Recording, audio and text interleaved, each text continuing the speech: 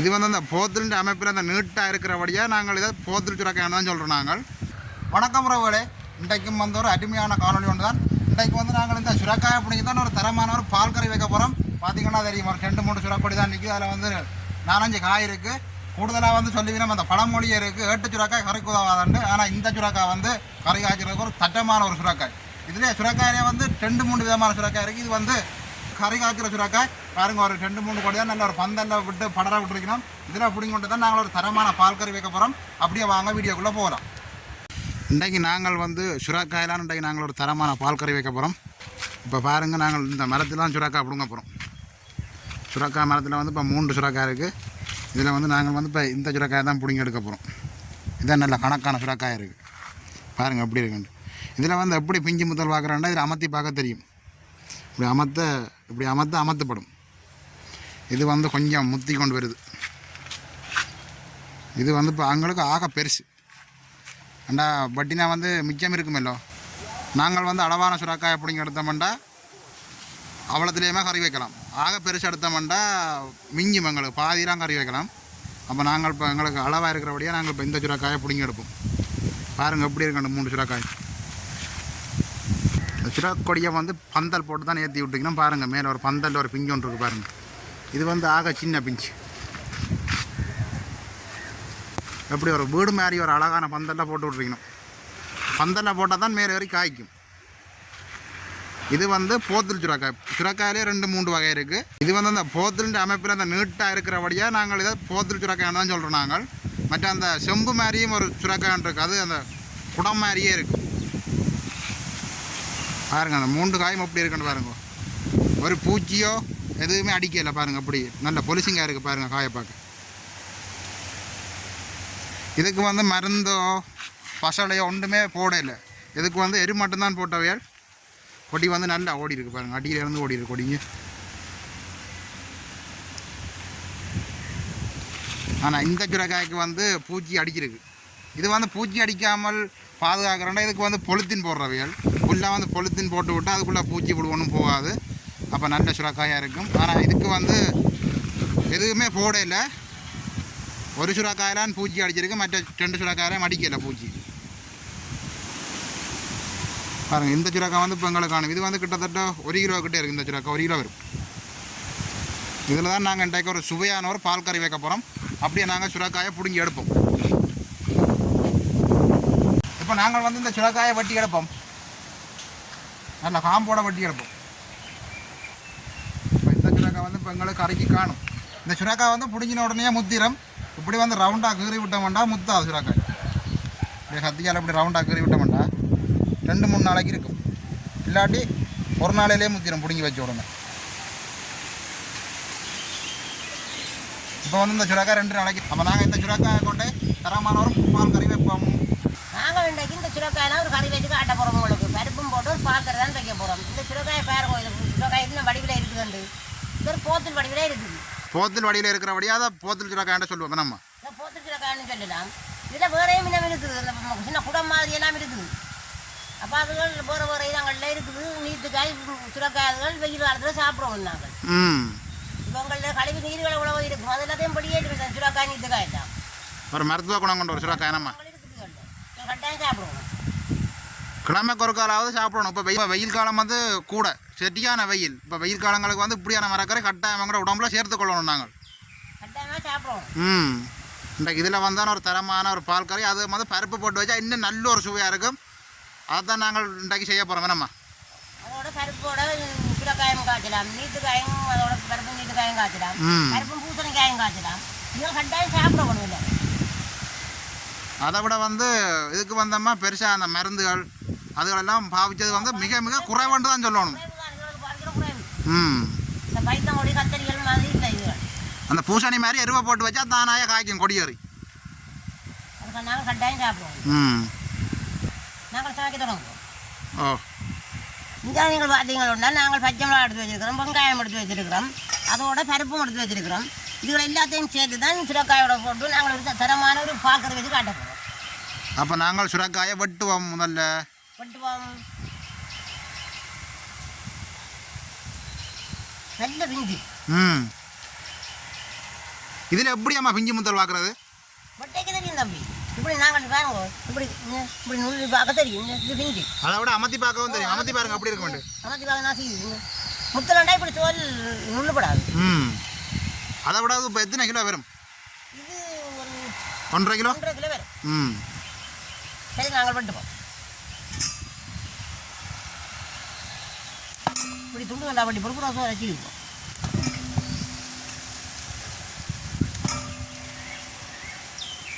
சுரக்காயை பார்க்க ஆசையாக இருக்கும்.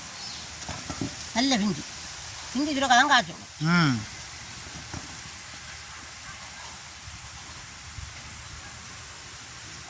என்னம்மா வாகனத்தில் சில்லு வட்டின மாதிரி பட்டுறீங்க? அது போத்து மாதிரி இருந்தது. நான் அப்படி வட்டமாக வட்டி கொண்டு வரேன். சரி தம்பி, இப்படி வட்டி போட்டு சீவுவோம். தோலை சீவணும். தோலை சீவி எடுத்து விட. சரி, தோலை சீவி போட்டு உள்ளுக்கு இருக்கிற விதியலையும் எடுத்து விட. இங்கு தானே அந்த விதையும் எடுத்து விட்டுருவோம். பழமொழி ஒன்று இருக்கம்மா, அந்த ஏட்டு சுரக்கா கரைக்கு உதவாதுன்னு சொல்லிவிடும். சின்னெல்லாம் நான் நிறைய திறங்க கேள்விப்பட்டிருக்கிறேன். ஆனால் இன்றைக்கு நீங்கள் அந்த சுரக்காயை தான் நான் காய்ச்சி தர போகிறீங்க. அதன் அர்த்தம் தெரியுமாம்மா உங்களுக்கு? ஏட்டு சுரக்காய் கரைக்கு உதவாதுன்னு சொல்கிறோம் தான். அது இந்த காஞ்சி குறுகுறுப்பி ஆகினால் அது பயன்படாதுன்றது தான் அர்த்தம் போலோட. உங்களுக்கும் அர்த்தம் தெரிஞ்சால் கட்டாயம் கமெண்ட்ஸில் சொல்லுங்க.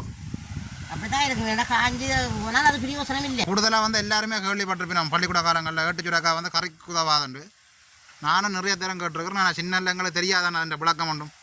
அதான் விளக்கம். அது என்றால் அது காஞ்சி போனால் அது பிரியோசனம் இல்லை.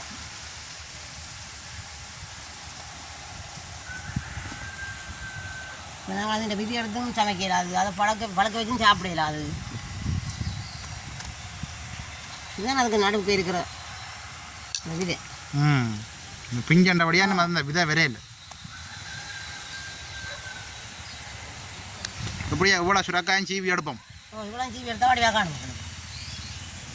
அப்படின்ற கொஞ்சமாக வரும். அம்மா இந்த சுரக்காய மாதிரியே இருக்கும் அந்த குளம் ஆறுகள் வழியை படந்து போய். அது பிசுக்கம் கிட்டத்தட்ட இதே மாதிரி தான் இருக்கும். அது வந்து அப்படியே தானாக காய்ச்சி நாங்கள் புடுங்கும் வரைக்கும் தெரியாது.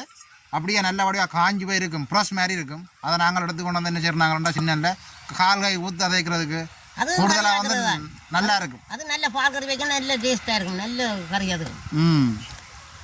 நான் அந்த அந்த மரத்தை கண்டால் இடம் காய் இருந்தால் அப்படி கொண்டு வந்துருக்கேன். அது கூடுதலாக நாங்கள் இந்த சின்னல்ல இந்த குளம்பளி எதிரியாக இருக்கும். கல்லில் எல்லாம் படந்து போய் நல்லபடியாக காஞ்சி போயிருக்கும். காய்ச்சல் நெத்தா போயிருக்கும். பிடிங்கி கொண்டு வருவோம். சுரக்காயில் வந்து ஒரு விஷயமா, அந்த சுரக்காய் முத்தி நல்லா காஞ்சா உடையவே உடையாது. சிரட்டை மாதிரி தான் இருக்கும். அதான் பழைய காலத்து சிர குடுவேன்னு சொல்கிறது. அதுக்குள்ளே சில பேர் நான் பார்த்துருக்குறது கூட அம்மாக்கள் அதுகளில் வேலை அரிசியெல்லாம் போட்டு வச்சிருப்பேன். அதுக்குள்ள வடிவா மேலால் வெட்டி போட்டு கூட மாதிரி எடுத்து அதுக்கு அரிசி போட்டு வச்சு ஆக்களுக்கெல்லாம் தூக்கி அடிச்சா மண்டை தான் உடையும். தண்ணி எள்ளி வச்சிருப்பேன். இதை அப்படியே நெத்துக்கு விட்டால் நல்ல வடிவாக காஞ்சிவே வரும். நல்ல சின்ன போத்தல் மாதிரி வரும். கிட்டத்தட்ட அப்படின்னா அந்த ஆமையோடு இருக்கல்லோ, ஆமையோட மாதிரியே இருக்கும். உடைஞ்சாலும் முடப்படாது. நல்ல வைரம். நாங்கள் இப்போ சீவி எடுத்தது சுரக்காயை சின்ன சின்ன துண்டா கறிக்களவாக வெட்டி எடுப்போம். பாருங்க, சின்ன வெட்டி எடுக்கணும். அதான் அவங்கிருந்தால் நாங்கள் சின்ன வெட்டி எடுப்போம்.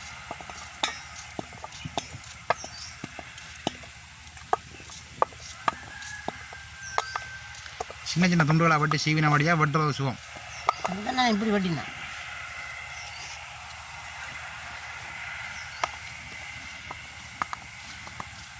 அதான் அமைஞ்சு கரைஞ்சிடும்.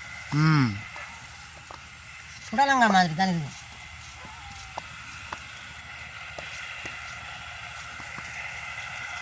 கட்டாயம் அவங்களோட உடம்புல ஒரு சேர்க்க வேண்டிய ஒரு உணவு சுரக்காய்.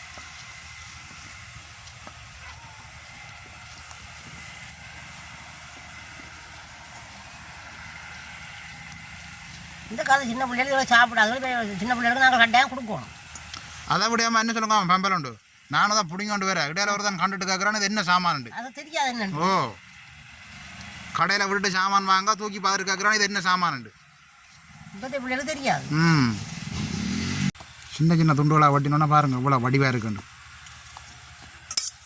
அப்படி இருக்குது நல்ல வடிவாக இருக்குது. அதை விடாமல் இது ஜூஸும் அடித்து குடிக்கலாம். ஓ இது ஜூஸ் அடித்து குடிக்கலாம். இது அல்சருக்கு நல்லதாம். அதை விட நிறைய நீர்ச்சத்து இருக்குது. அப்போ நாங்கள் இதில் கொஞ்சம் ஜூஸ் அடித்து பார்க்கணும் நாளைக்கு. இப்போதைக்கு வந்து மழையும் இல்லை, வெயிலுக்கு வந்து நல்லது, அடித்து குடிக்கலாம். அடித்து குடிப்போம் ஒரு நாளைக்கு.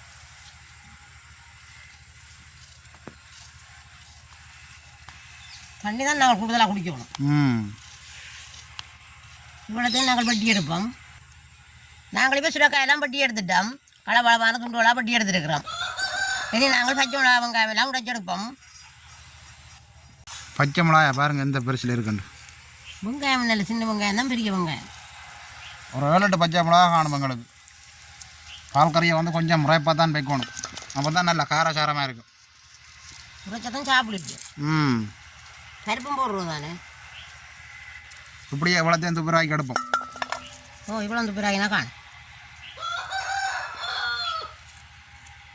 சரி நாங்கள் துப்புராக்கி எடுத்த வெங்காயம் மிளகாயை கழுவி எடுப்போம்.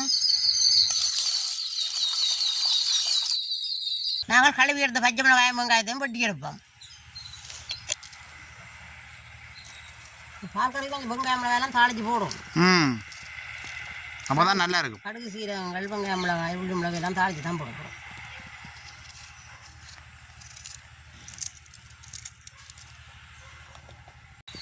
நாங்கள் வெங்காயம் மிளகாயெல்லாம் வெட்டி எடுத்துட்டோம். இனி சுரைக்காயை கழுவி எடுப்போம்.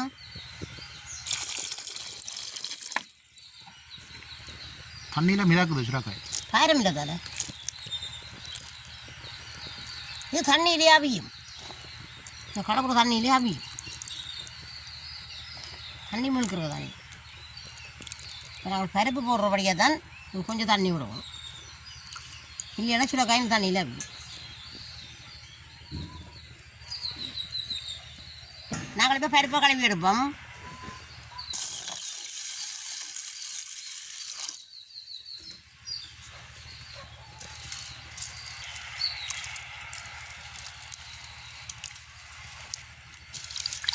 கடவுக்களை வந்துட்டு தான் இருந்திருக்கு. நாங்கள் கழுவி எடுத்த பருப்பை சுரைக்காயோடு சேர்ப்போம்.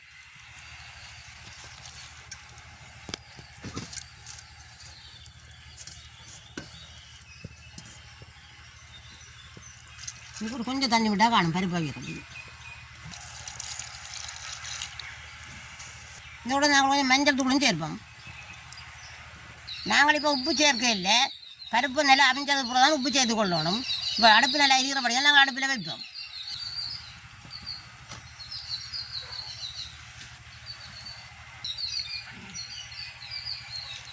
நாங்கள் இப்போ மூடி விடுவோம், அவியட்டும். நாங்கள் இப்போ திறந்து பார்ப்போம்.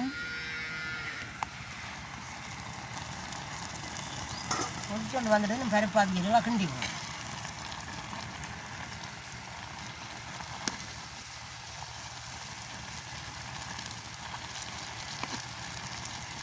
சட்டி மட்டும் தான் இருக்கு. அது அவிஞ்சு கணக்காக வேற சரியாக வரும். அவிஞ்செல்லாம் கிளறாங்க.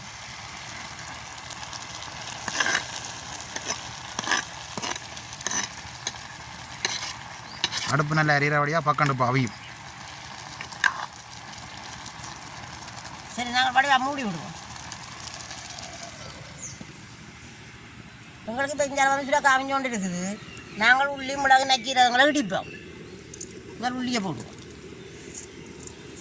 மிளகா போடுவோம், நச்சீரகம் போடுவோம், எல்லாத்தையும் சேர்த்து இடிப்போம்.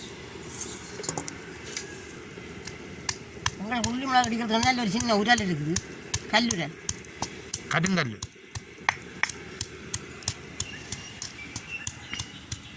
நாங்கள் இதெல்லாம் சம்பல் முடிக்கிறோம். நாங்கள் எங்களுக்கு கொஞ்சம் சம்பல் தேவை வேண்டியதுன்னா உடனே வீட்டுக்கு வச்சு இதுக்கு அடிப்போம். மிக்சியில் அடிக்கிறத விட இதில் இடித்து போட்டால் நல்ல சுவையாக இருக்கும். உள்ளி மிளகாய் இடித்து தான் போடணும். உங்களுக்கு இப்போ நல்லா இடிபட்டுடுது. நாங்கள் இனி இதை இறக்கி எடுப்போம்.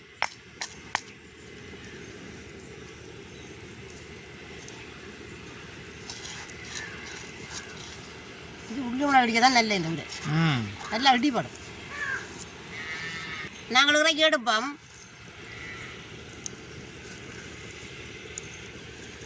நாங்களுக்கு திறந்து பார்ப்போம். நல்லா அவிஞ்சிட்டு உங்களுக்கு இப்போ தண்ணியெல்லாம் பார்த்திட்டேன் நல்ல கணக்காக வந்துட்டு இதோட கொஞ்சம் உப்பு சேர்ப்போம் நாங்கள் பருப்பு அவிஞ்ச அப்புறம் தான் உப்பு சேர்ப்போம் சில பருப்பு அவிஞ்சா விட்டுடும் உப்பு போட்டுருந்தோம் நல்லா கிண்டி விடும்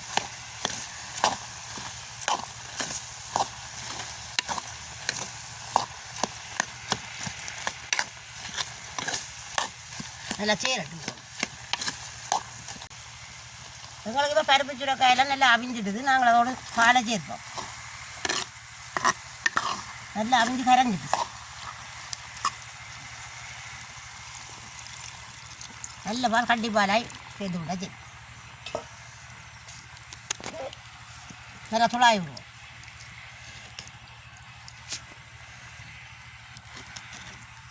நாங்கள் கொஞ்சம் நேரம் மூடி விடுவோம் அப்போ தான் பாலெல்லாம் கொதிச்சு பால் கொதிக்கும் ரெடியாகும் கறி அதாவது பச்சை பால் மணக்கும் நாங்கள் கூட கறியை திறந்து பார்ப்போம்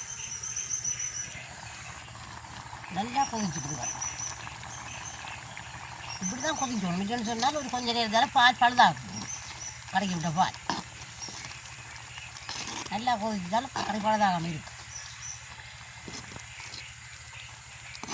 உறக்கிற பருவம் வந்துட்டு போடுவோம் சரி நாங்கள் உறக்குவோம் இறக்கி வைப்போம்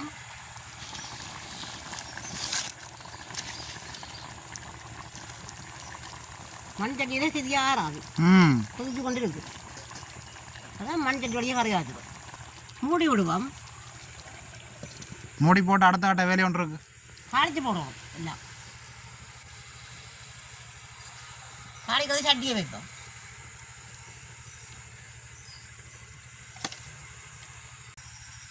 சட்டி நல்லா சூடாக அறியிட்டு தான் எண்ணெய் விடுவோம் கணக்கு எண்ணெய் வீட்டில் எல்லாம் இருக்கு அப்படியே பிராட்டி எடுக்கிறது தானே வெங்காயம் மிளகாய் உள்ளி மிளகு கருவேப்பிலை கடுகு எண்ணெய் நல்லா கொதிச்சுட்டு பட்டி வச்சுக்கிற வெங்காயத்தை போடுவோம் வெங்காயம் தான் முதல் போடுவோம் நல்லா பொரியும்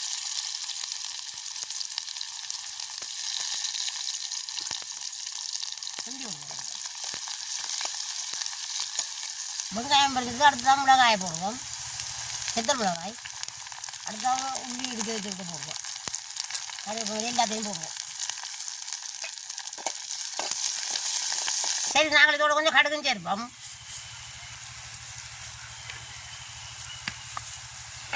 நல்லோட கிண்டி விடுவோம்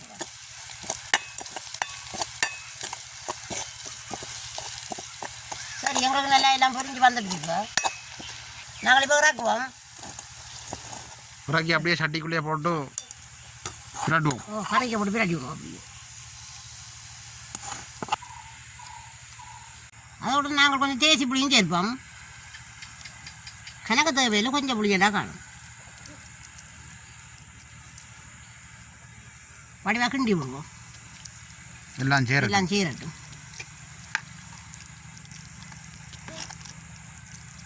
நாங்கள் உப்பு புளியெல்லாம் காணும்னு பார்ப்போம்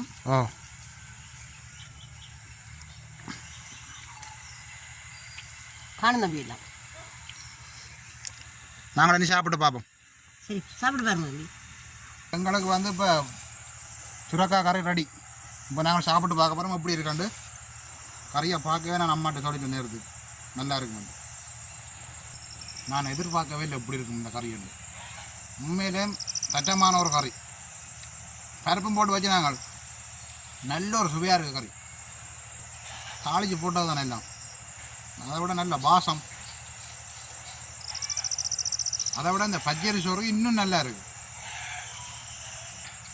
கூடுதலாக வந்து சுரக்காய் நீத்துக்காய் எல்லாத்துலேயும் வந்து பால் கறி வச்சா சொல்லவே தேவையில்லை அதை விட நிறைய மருத்துவ குணம் இருக்குது நல்ல நீர்ச்சத்து இருக்குது உடம்புக்கு முழுக்க ஆரோக்கியம்தான் இப்படியான உணவுகளை நாங்கள் கிழமைக்கு ஒருக்கா எங்களை உடம்புல சேர்த்து கொண்டு வந்தோம்டா நிறைய வருத்தம் இல்லாமல் போகும் உண்மையிலேயே பார்த்தீங்கன்னா இன்றைக்கு ஒரு அருமையான ஒரு சாப்பாடு உங்களுக்கு இப்படி நீத்துக்காய் இல்லாட்டி சுரக்காய் கிடைச்சா இப்படி ஒரு வெள்ளைக்கறி வச்சு சாப்பிட்டு பாருங்க எப்படி இருக்குமெண்டு அப்போ நாங்கள் இந்த வீடியோவோட முடிச்சுக்கொள்வோம் மீண்டும் அடுத்த நாளை சந்திப்போம் பாய்